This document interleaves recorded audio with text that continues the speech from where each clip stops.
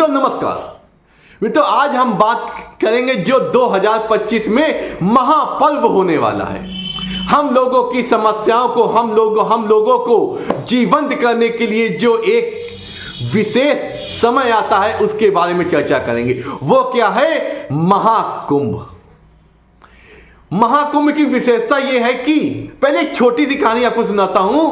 जो समुद्र मंथन जब हुआ था, जब सृष्टि में हर जगह कोलाहल मच रहा था, उस समय समुद्र मंथन किया गया था देव और दानव के बीच में। उस समय कुछ चीजें उस मंथन से मिली थी और उन चीजों में एक विशेष चीज थी अमृत, जो हमारे जीवन में आ रही सारी समस्याओं को और निरोगी करके, और हमारे पूर्वज जो तृप्त नहीं हुए थे उनको तृप्त करने के लिए अमृत की कुछ बूंदें 4 स्थानों में पड़ी थी। 4 स्थानों में एक प्रयागराज, हरिद्वार, नासिक और उज्जैन। और उसके बाद को जो पुण्य काल समय आता है, 12 वर्षों बाद आता है, वो है महाकुंभ काल। कुंभ माने घड़ा, अमृत का घड़ा।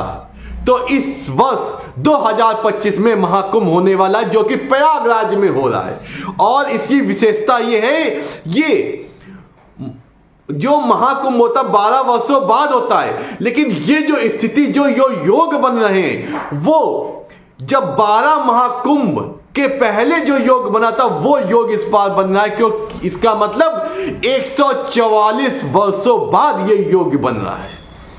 तो इस महाकुंभ में हम लोग सभी सनातन धर्मी इस धरा में उपस्थित सभी लोग कुंभ में पहुंच के इस अमृत स्नान का लाभ उठाएं। और ये अमृत स्नान हमारा जब मकर राशि में सूर्य हो जाते, मकर संक्रांति से आपका प्रारंभ होता है, और जो भी अमावस, जो भी पूर्णिमा आती है, जैसे बसंत पंचमी, मौनी अमावस्या और शिवरात्रि, इस प्रकार की जो भी विशेष तिथियां होती हैं, ये आपकी स्क्रीन में दिख रहा। इन अमृत स्नानों में पहुंचकर अपने जीवन को कृतार्थ करें। क्योंकि जो देव होते हैं वो बहुत महान होते हैं। उन्होंने हमारे जीवन में हमेशा सुख समृद्धि लाने के लिए अलग अलग अवसर और अलग अलग चीजें दे के वो हमारे जीवन में जो हमसे गलतियां या पाप हो जाते हैं उससे हमारे जीवन को उत्तीर्ण करते हैं।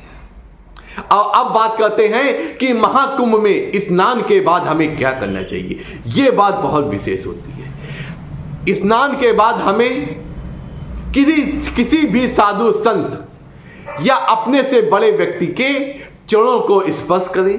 फिर उसके बाद अपनी सामर्थ्य अनुसार उनको वस्त्र, अन्न और तिल का दान दें। इससे क्या होगा कि जो ये दान होता है ये महादान की श्रेणी आता है। और जब मकर राशि में सूर्य आ जाते हैं उसके 2 घंटे बाद तक का महादान का समय होता है। उस घटी में जो दान किया जाता है वो सर्वोपरि होता है और वो चिरकाल तक जाता है। चिरकाल तक हमारे पुण्यों में वृद्धि करता रहता है। इस प्रकार जो महाकुंभ जो होने वाला है, इसमें आप लोग पहुंच के इन अमृत स्नानों की तिथियों में जो ये स्क्रीन पे दिख रही हैं, इन स्नानों की तिथियों में स्नान करें और अपने जीवन को कृतार्थ करें। और दान, धर्म इत्यादि करके अपने जीवन में जो भी पाप है, जो भी दुख है, जो भी कष्ट है, इसको दूर करें। ऐसा है कि जब मनुष्य जन्म लेता है उसके ऊपर कुछ ऋण हो जाते हैं।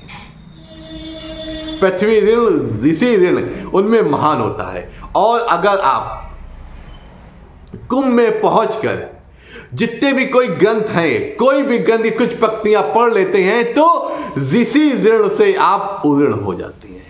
इस प्रकार आप महाकुंभ में पहुंच के अपने जीवन को कृतार्थ करें और अपने जीवन में जो आ रही समस्याओं को दूर करें। नमस्कार, आपका दिन शुभ, आपके जीवन में कोई समस्या ना हो। हर हर महादेव।